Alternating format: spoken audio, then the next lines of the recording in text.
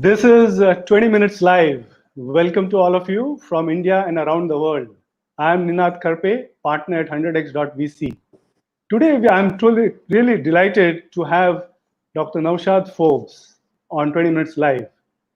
Dr. Forbes is the co-chairman of Forbes Marshall, India's leading steam engineering and control instrumentation firm. He has long been an active member of CII and was the president of CII for 2016-17.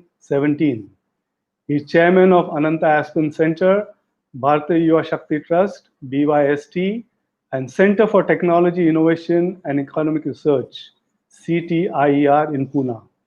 Naushad was an occasional lecturer and consulting professor at Stanford University from 1987 to 2004, where he developed courses on technology in newly industrializing countries.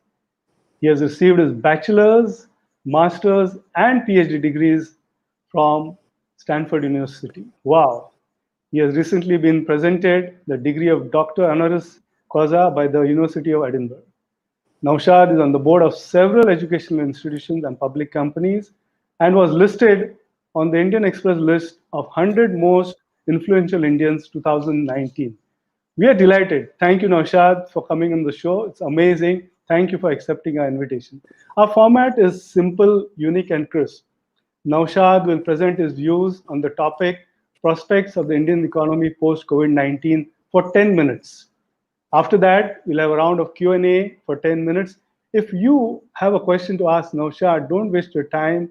Find the window on your computer for questions and shoot it to me. I will take them after the first 10 minutes of Naushad's remarks. Over to you, Naushad, for 10 minutes. I'm looking forward to hearing you, Naushad. Thank you. Thank you very much, Ninad. Pleasure to be with you. I will try and address the question of the prospects of the Indian economy post-COVID. We're obviously going through an unprecedented time. It's an overused word, but it truly applies these days. And I'm going to make 5 points, really, as quickly as I can. First, that as we go through this health crisis, this unprecedented health crisis, this health crisis has also prompted an unprecedented response. Middle of April, about 60% of the world's population was under some form of lockdown or the other. Quite unimaginable if you think of it. In India, our own lockdown was amongst the most stringent in the world, and it's been extended, as you all know, 3 times. So over this last 2 months or so, there's been a very substantive shift that's taken place in how we see dealing with the virus. When the lockdown began at the end of March, defeating the virus was the mindset. Somewhere by the early part of May, the mindset seems to have shifted to living with the virus. And indeed, it looks like the virus is going to be with us for the next year and a half. It's going to be, so it's, I think, going to be, the first point is, it's going to be some time yet before we are post-COVID. We're going to be with COVID till then. The second point has been the impact that the lockdowns have had on the economy. And the impact on the economy has been huge in our country. We quibble over growth numbers from year to year. And when we quibble over those growth numbers, we're talking about 0.5%, 1%.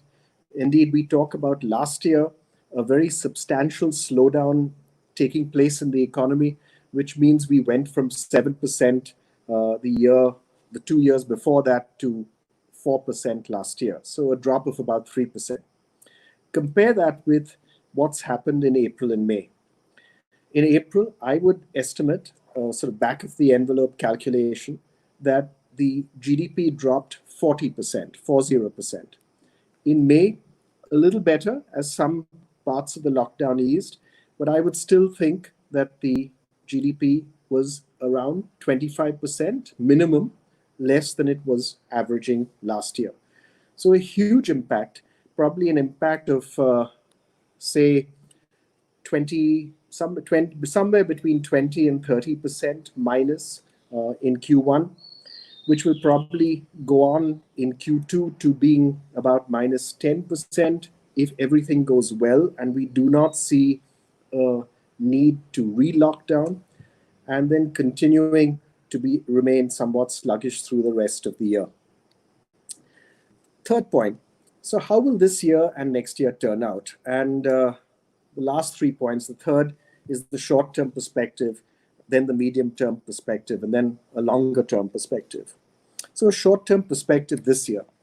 You know, when you ask people how things will turn out, and especially if you ask someone who is used to behaving, I'm not an economist, but behaving like one, the usual answer is it depends. And the it depends in this case for the short run is it depends on the government. It depends on, in particular, the policy package. So far, we've seen very limited enterprise support from the government for enterprises at large. What enterprise support there has been as part of the government's economic recovery package has been focused on MSMEs. That's very good. It needs to include MSMEs, but there's a need for a wider economic package for the support of all enterprises, whether it's a small shop, it's an MSME, it's a large manufacturing company, it's a shopping mall, it's an airline, it's a construction company. They all need minimum support to cope at least with the duration of the lockdown. That's not so far been forthcoming. So on the basis of what has been done so far, I think at best we can look at GDP growth this year of around minus 10%. If there's a substantive enterprise package that happens that particularly sustains some employment, we could possibly do a little better, but little better means maybe we'll end up with minus 5% instead. In the medium run, next point is things could look better. We could bounce back. But whether or not we do bounce back, I think will depend on two things. It will depend on a key reversal taking place in one really troubling thing that's happened as a result of the lockdowns, which is the entire issue around migrant labor. Now, there's a huge humanitarian issue there. I don't want to talk about that. Much has been made of it with great justification. But there's a huge economic issue also. One of the key drivers of economic growth in any country at any point in time is the move of people from lower productivity occupations to higher productivity occupations. That's what migration has involved. People have moved from rural areas where they were suboptimally employed, where they were employed in very low occupations, low value-added occupations. They've moved to cities, are earning a lot more, and by definition, they are therefore contributing to the economy much more. When they move back to rural areas, you're going to unwind all of that economic gain that has taken place. So whether or not we see a bounce back next year will depend on us getting back the migrant labor to be productively employed in urban areas again.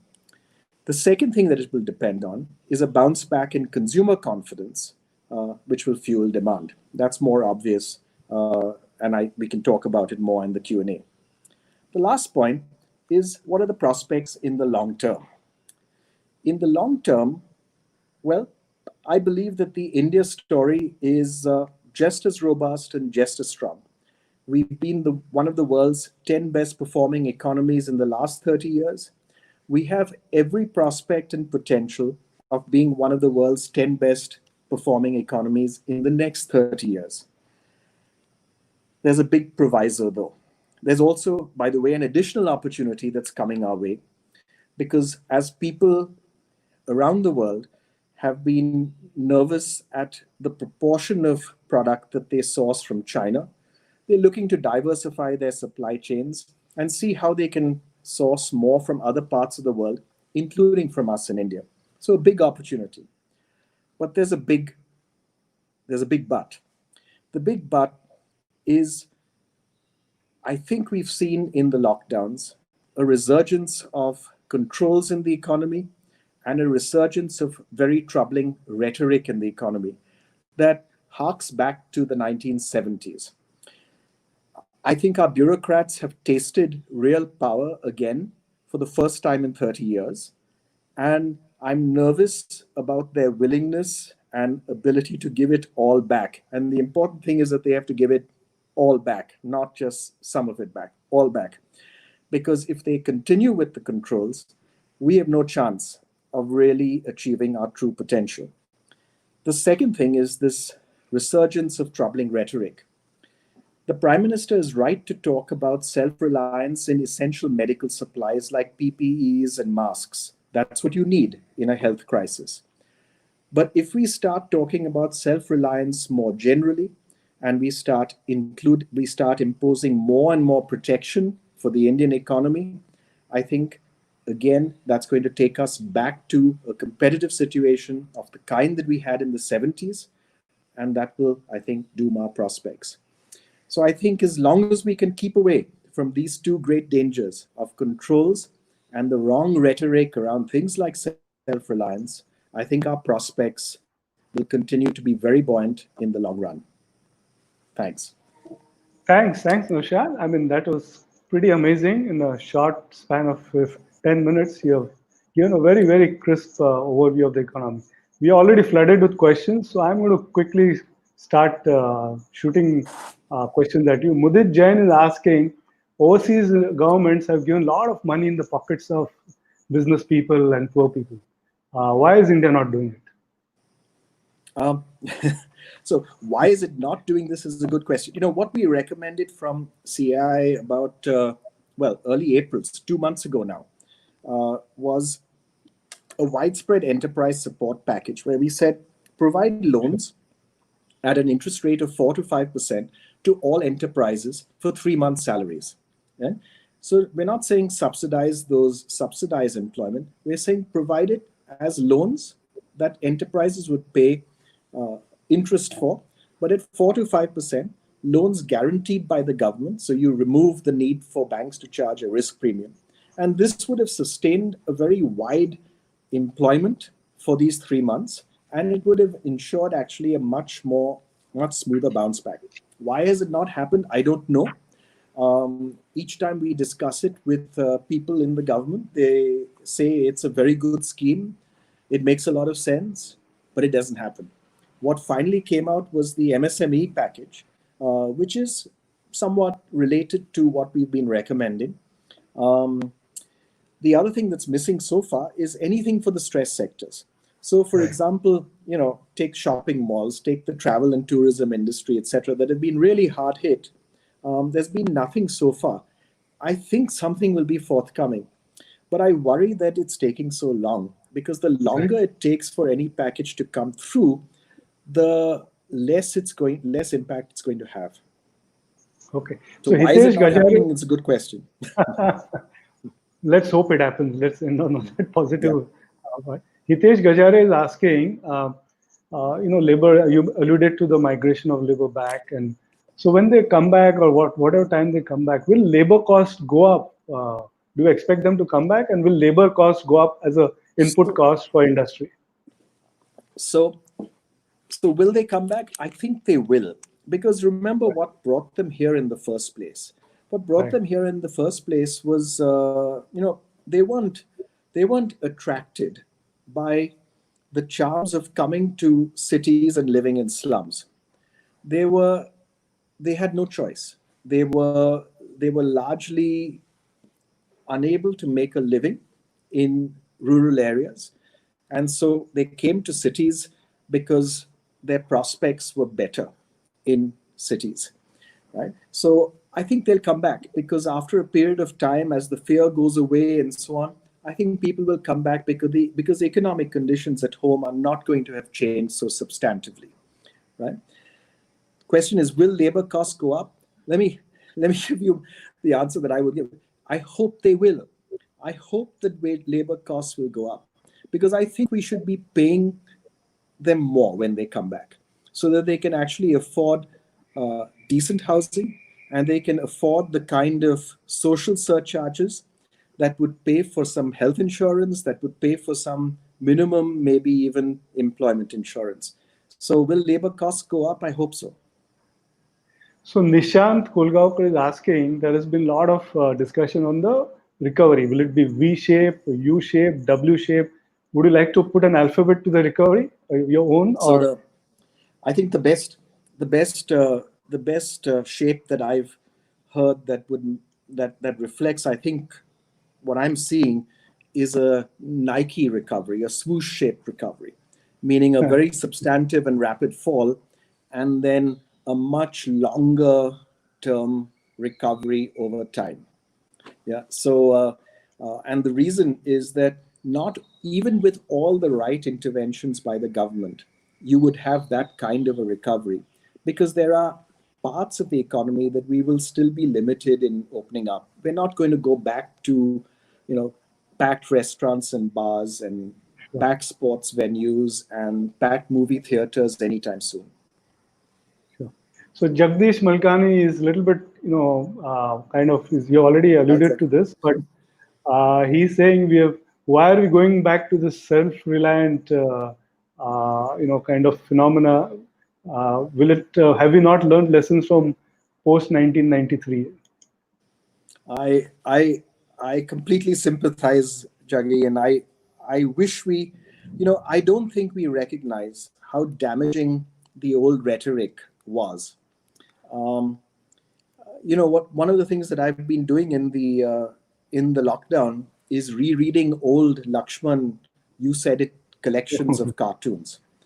And the scary part of rereading Lakshman is that many of his cartoons, which were so perceptive and such a useful commentary on current affairs in the 1970s, are again a perceptive comment on current affairs today.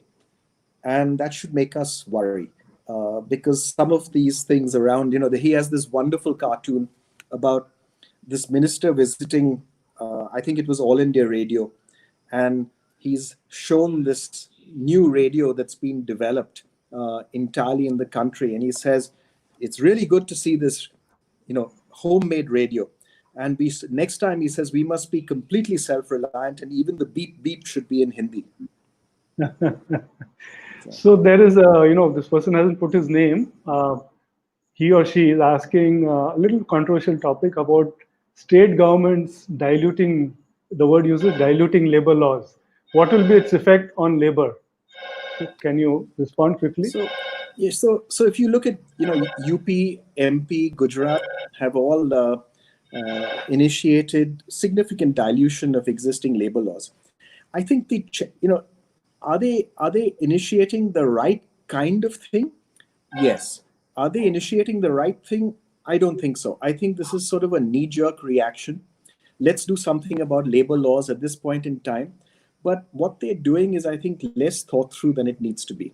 See, today we have a situation where 85% of our labor is informally employed, and we have complete flexibility and no protection, basically, for that 85%. And somewhere like 15% is formally employed by enterprises, where you have almost complete protection and no flexibility. And so you need a balance, and we need to start working. It's a big challenge and a big problem, but we need to start engaging and finding a way where you get the balance of protection and flexibility right for all forms of labor. So the formal stuff needs to be less protected and more flexible, and the informal stuff needs to be more protected and less flexible. But we need to meet in the middle somewhere. Balance. Okay, hopefully we can find a balance. Rajiv is a NRI. He's asking a very simple question. How can the Indian government increase the confidence of global companies to increase India's share in the global supply chain? What can the government do, you think? I think the best way is if Indian companies are themselves active overseas. Because if Indian companies have the confidence to export around the world and be competitive around the world and be secure that we can compete with the best anywhere, using India as our manufacturing base, then so will foreigners. So I think, expecting foreigners to invest in India as a manufacturing base when Indian entrepreneurs have not invested in India as a manufacturing base to trade around the world is, I think, a mistake. I think we should first see a much more outward-looking, confident, export-oriented Indian industry, and then expect to see the world looking at India as a base for manufacturing to happen for the world. So, Naushad, there are a lot of comments on migrant labor, and rightfully so. I think it pains everyone. But Subha Bangera is saying he's probably making a comment and not a question to you. He's saying a lot of these workers are skilled workers, they acquired skills in the cities. Aren't they likely to set up something in their villages or towns close by? Why would they return? Well, we might have this view that rural life is somehow attractive, but cities are enterprising, exciting places. They are very high productivity places. There's a wonderful book called Triumph of the City by an economist named Ed Glazer. I recommend it very highly. He has a whole chapter on, by the way, Mumbai. And it's worth reading because he makes the argument that cities are actually an economy's growth dynamo because the collection of people makes them productive. And the fact that you're together with, in very close proximity with other people who are being highly productive makes your own productivity still higher. And I think we should expect that today 70% of our population lives in rural areas.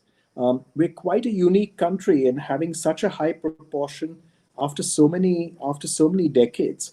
We should expect cities to actually grow. We should expect 100 cities in the country to have a population of over 1 million in the years ahead.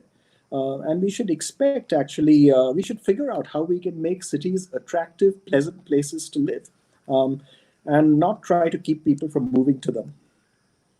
So I'll just take last one or two questions. Mudit Jain again has, he's very passionate about this topic.